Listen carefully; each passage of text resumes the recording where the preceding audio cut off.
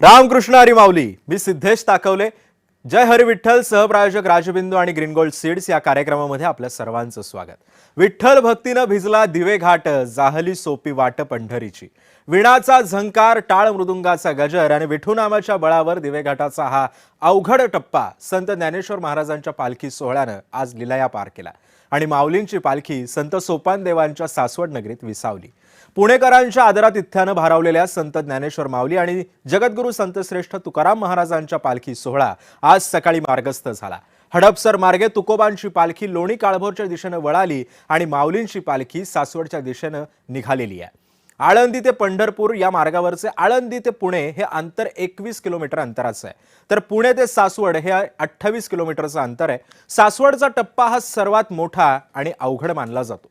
या मार्गावरचा दिवेघाट हा पालखी सोहळ्याची परीक्षा पाहणारा तर असतोच, पण दुपारी वडकी मार्गे पालखी सोहळा घाटाच्या पायथ्यापाशी आला आणि भला थोरला दिवेघाट हा जणू स्वागतासाठी उभा ठाकलेला होता। दिवेघाट पाहताच वारकऱ्यांच्या उत्साहात सुद्धा भर पडली। विठू नामाच्या छंदात वारकरी घाट चढू लागले, तोवर वातावरण भरलेलं आणि हिरवा शालून असलेल्या दिवेघाटात निसर्गाची मुक्त उधळण सुरू होती। धुक्याची हलकीशी चादर सुद्धा अधूनमधून कोसळणाऱ्या पावसाच्या सरी आणि ज्ञानोबा तुकोबा माऊलींच्या जयघोषानं हा दिवेघाट पूर्णपणे असमंतात दुमदुमून गेला। पाहुयात तरी या वारीच्या टप्प्यावरती नेमकं काय काय घडलंय।